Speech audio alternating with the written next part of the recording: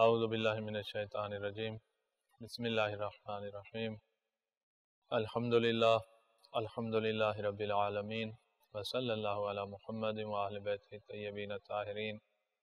بارگاہ ملکوتی حرم امیر کائنات امیر المومنین سے آپ کی خدمت میں حاضر ہیں۔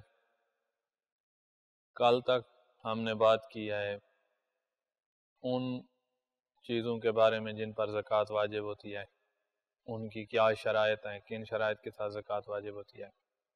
آج زکوٰۃ کے چند احکام ذکر کریں گے۔ ہمارا زکوٰۃ کے احکام میں پہلا سوال یہ ہے کہ زکوٰۃ جن چیزوں پر واجب ہے، کیا انہی چیزوں سے زکوٰۃ دینا ضروری ہے؟ گندم پہ واجب ہے تو اسی گندم میں سے دیں، کھجور پہ واجب ہے تو اسی کھجور میں سے 10واں یا 20واں حصہ دیں۔ تو جواب یہ ہے کہ اگر انہی میں سے کوئی دینا چاہے تو دے سکتا ہے، اور اگر قیمت دینا چاہے پیسوں کی شکل میں، تو اگر کسی کی 10 بوریاں زکوٰۃ ہے، 10 بوریاں گندم ہے، اس میں سے 1 بوری زکوٰۃ کی ہے، تو وہ 1 بوری کے پیسے بھی دے سکتا ہے۔ مثلا 3000 بوری کی قیمت ہے تو وہ 3000 دے دے اور زکوٰۃ والی بوری اپنے پاس رکھ سکتا ہے۔ اور پیسے کے علاوہ، قیمت کے علاوہ کوئی اور چیز احتیاط واجب ہے کہ نہ دی جائے۔ اور چیز مثلا 3000 اس نے دینا ہے نا، تو اس کی دکان ہے مثلا کپڑے کی، تو وہ 3000 کا کپڑا جو ہے وہ غریبوں مسکینوں کو دے دے زکوٰۃ والی بوری کی جگہ، تو احتیاط واجب ہے ایسے نہ کیا جائے۔ یا گندم دی جائے وہی جو زکوٰۃ جس 1 بوری زکوٰۃ کی ہے، یا اس کی قیمت دی جائے۔ جواب، جس چیز کے متعلق زکوٰۃ ہو، کھجور گندم جس کے ساتھ زکوٰۃ کا تعلق ہو، اس چیز سے زکوٰۃ نکالنا واجب نہیں ہے، بلکہ اس کی قیمت بھی دی جا سکتی ہے، لیکن قیمت کے علاوہ احتیاط لازم کی بنا پر کوئی اور چیز نہیں دی جا سکتی۔ فقیر جس کو ہم دے رہے ہیں زکوٰۃ، غریب کو بتانا ضروری ہے کہ یہ زکوٰۃ ہے؟ جواب یہ ہے کہ اس کو یہ بتانا ضروری نہیں ہے، آپ قربتاً اللہ دیں اور بس۔ یہ بتانا ضروری نہیں ہے کہ یہ زکوٰۃ ہے، یہ کیا ہے، ادا کریں۔ فقیر کو زکوٰۃ دیتے وقت کیا زکوٰۃ کا بتانا ضروری ہے؟ جواب، فقیر کو زکوٰۃ کے بارے میں آگاہ کرنا ضروری نہیں ہے۔ یہ پہلے چیک کر لیں کہ بندہ فقیر ہو، آپ زکوٰۃ کو ضائع نہ کر رہے ہوں، کیونکہ فقیر کو نہیں دی، جو مستحق ہے زکوٰۃ کا اس کو نہیں دی تو زکوٰۃ آپ ایک قسم کی ضائع کر دیں گے، آپ کو دوبارہ دینی پڑ جائے گی۔ اچھا، اب ہے کہ کیا زکوٰۃ کو ایک شہر سے دوسرے شہر منتقل کر سکتے ہیں؟ آپ جس شہر میں رہ رہے ہیں، آپ کا مال بھی اسی جگہ کا ہے، گندم اسی شہر کی ہے، آپ اسی شہر کے ہیں، آپ اپنے شہر میں نہیں دے رہے زکوٰۃ، کہیں دوسرے شہر اور گاؤں ہے اور کوئی شہر ہے وہاں لے جانا چاہتے ہیں، تو کیا یہ جائز ہے؟ کہا ہاں جائز ہے، لیکن اگر آپ کے اپنے شہر میں مستحق موجود ہو اور پھر بھی آپ دوسرے شہر یا دوسرے گاؤں کے مستحق کی طرف لے جا رہے ہیں، تو جو خرچہ آئے گا نقل کرنے کا، جو کرایہ بنے گا جس سواری پر لے گئے ہیں، تو وہ خرچہ آپ نے خود برداشت کرنا ہوگا، وہ زکوٰۃ میں سے نہیں لیا جائے گا، اور نہ ہی وہ جو فقیر جس کو آپ زکوٰۃ دینے جا رہے ہیں اس سے بھی نہیں لیا جائے گا، خرچہ آپ نے اپنی جیب سے دینا ہوگا۔ زکوٰۃ کو ایک شہر سے دوسرے شہر منتقل کرنا جائز ہے، جواب ہم پڑھ رہے ہیں، لیکن اگر زکوٰۃ کے شہر میں، جس شہر کی زکوٰۃ ہے اسی شہر میں مستحق موجود ہو، تو دوسرے شہر منتقل کرنے کے اخراجات مالک کے ذمے ہوں گے۔ یہ جو گندم کا مالک ہے زکوٰۃ ادا کر رہا ہے، اسی کے ذمے ہوں گے۔ اب ہے کہ زکوٰۃ کے مستحق کون ہے، کس پر زکوٰۃ خرچ کرنی ہے؟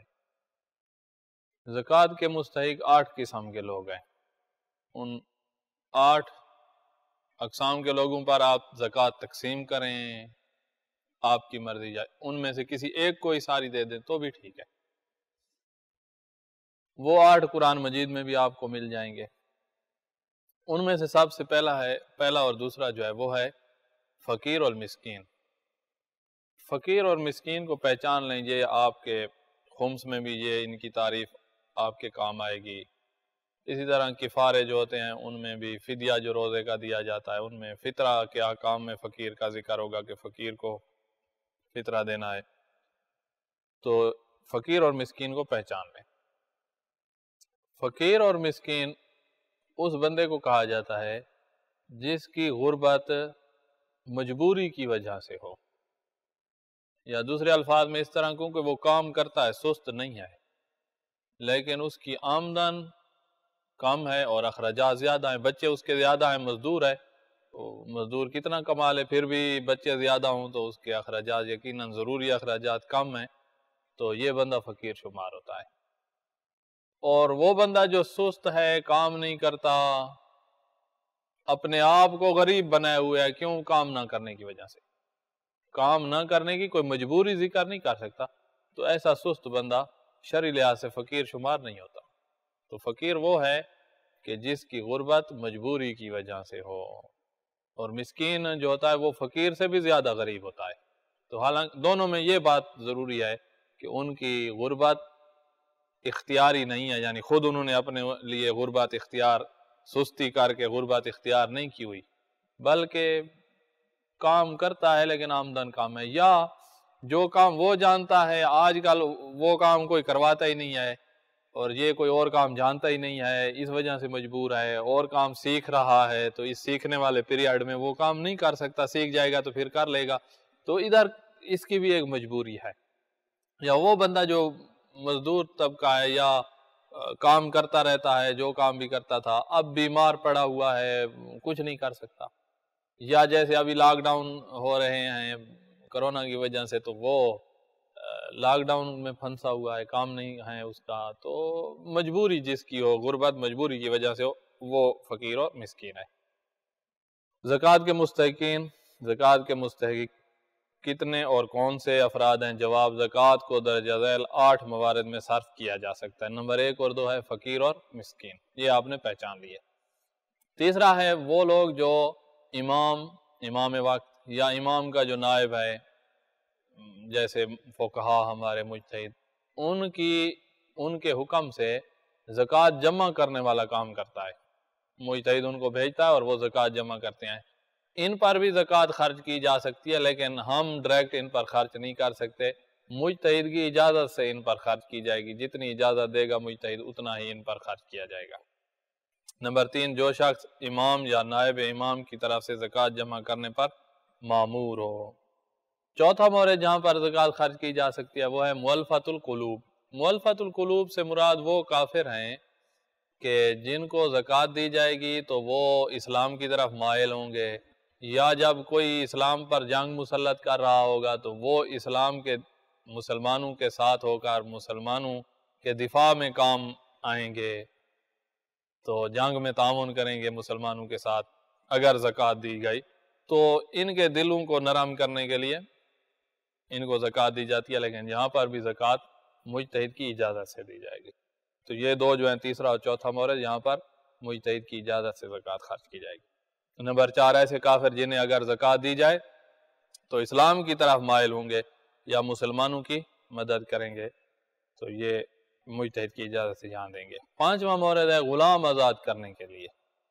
پہلے زمانے میں غلام ہوتے تھے، کنیزیں ہوتی تھیں، جب کفار کے ساتھ جنگ ہوتی تھی، کفار چاہتے تھے کہ اسلام ختم ہو جائے، تو جو اسلام مٹانے کے لیے جنگ کے لیے آیا ہوا ہے یا اسلام کے پھیلاؤ کو روکنے کے لیے جنگ پر آمادہ ہو گیا ہے، تو اسلام نے ایک قسم کی سزا سمجھیں ان کو یہ سزا دیا ہے کہ ان کو پکڑ کر غلام بنا دیا جائے۔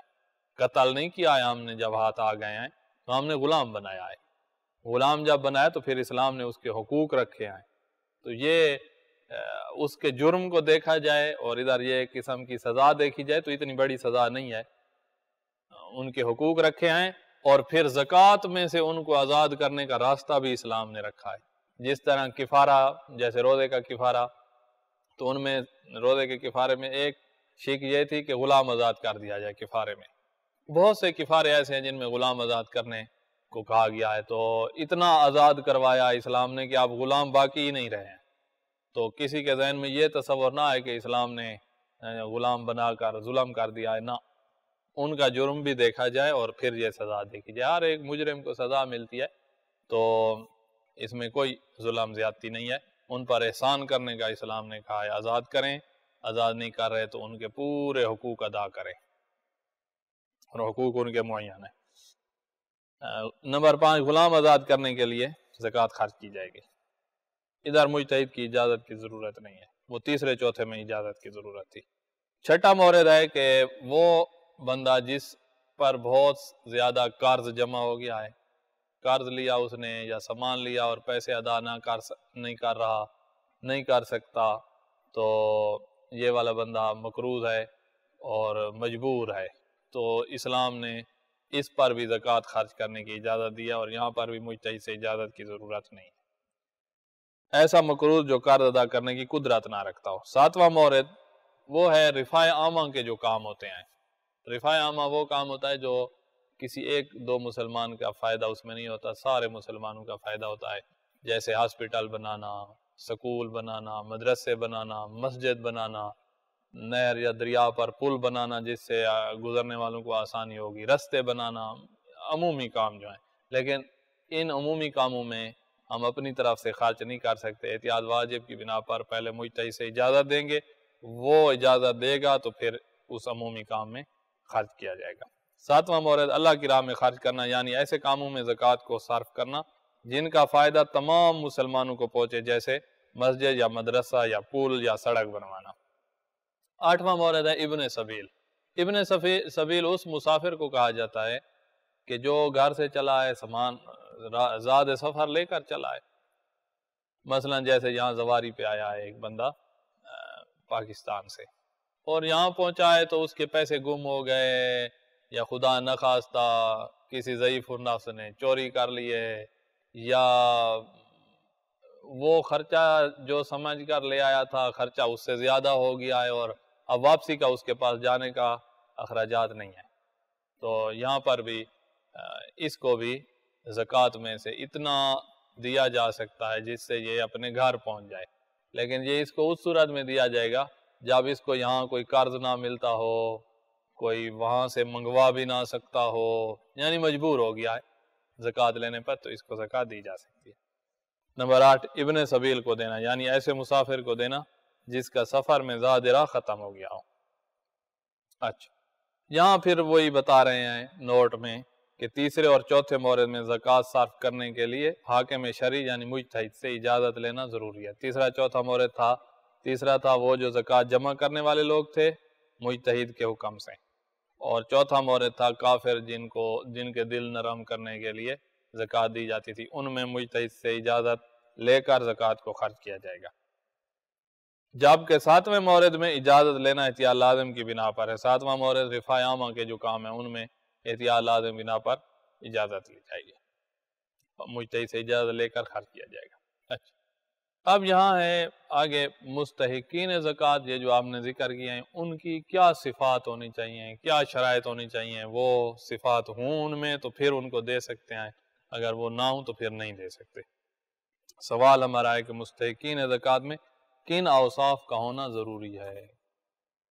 4 اوصاف کا ہونا مستحق کے زکوٰۃ میں ضروری ہے۔ پہلی صفت یہ ہو جس کو ہم زکوٰۃ دے رہے ہیں وہ مومن ہو، 12 اماموں کو ماننے والا شیعہ، مومن، غریب ہے، مسکین ہے، مومن ہے تو اس کو زکوٰۃ دی جائے گی۔ ہاں، مؤلفۃ القلوب جہاں دلوں کو نرم کرنے کے لیے مجتہد کی اجازت سے تو پھر کافر کو بھی دیا جا سکتا ہے، تو وہ علیحدہ مورد ہے، ورنہ مومن ہو جس کو آپ زکوٰۃ دے رہے ہیں، فقیر ہے، غریب ہے، مومن ہو۔ دوسرا مورد جہاں دوسری صفت جو مستحق میں ہونی چاہیے کہ وہ زکوٰۃ لے کر اس زکوٰۃ کو حرام میں خرچ کرنے والا نہ ہو۔ اگر ہم سے زکوٰۃ لے کر وہ فرض کرو خدا نہ خواستہ نشہ خرید رہا ہے، ہم سے زکوٰۃ لے کر خدا نہ خواستہ کسی اور بدکاری میں لگا رہا ہے، تو ایسا بندہ نہ ہو جو زکوٰۃ کو حرام میں خرچ کرتا ہو۔ بلکہ احتیاط واجب یہ ہے کہ اگر ہمارا زکوٰۃ دینا اس کو گناہوں پر ابھارے تو اس صورت میں بھی احتیاط واجب بنا پر زکوٰۃ نہ دی جائے۔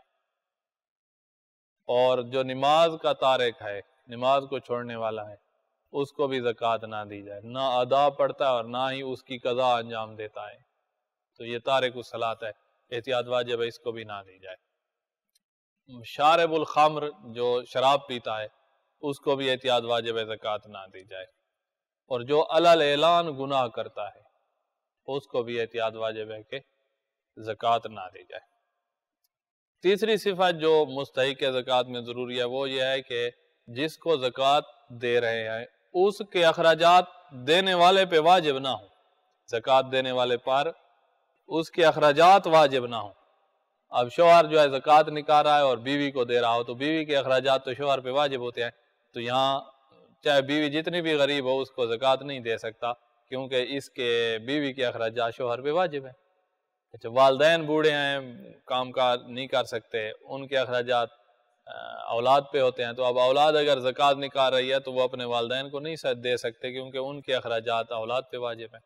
تو جس کے اخراجات آپ پہ واجب ہیں آپ اس کو زکوٰۃ نہیں دے سکتے۔ تیسری صفت، زکوٰۃ لینے والے کا نفقہ یعنی اخراجات مالک کے زکوٰۃ پر واجب نہ ہو۔ چوتھی صفت جو مستحق میں ہونا ضروری ہے وہ یہ ہے کہ دینے والا اگر غیر ہاشمی ہے، غیر سید ہے، تو وہ سید کو اپنی زکوٰۃ نہیں دے سکتا۔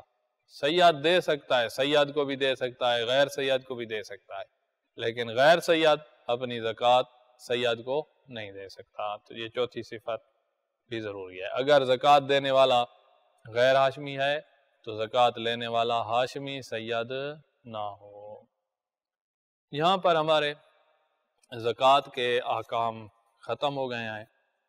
اب آگے ہم نے خمس کی کتاب خمس میں داخل ہوں گے، تو یہ انشاءاللہ ہم کل اگلے درس میں خمس کی اہمیت ذکر کریں گے، پھر خمس کے احکام ذکر کریں گے، تو ان کو اچھی طرح سمجھنا وہ آپ کو ایک خلاصہ بنا کر ہم دیں گے جو ساری زندگی آپ کے کام آئے گا، اور پھر آپ خمس ادا کرتے رہیں گے۔ خمس انسان کے سال کے بعد ایک دفعہ خمس نکالا جاتا ہے، اور جس مال کا خمس نکال لیا جائے اس کا پھر دوبارہ خمس واجب ہی نہیں ہوتا، ہر نئے مال کا ہوتا ہے۔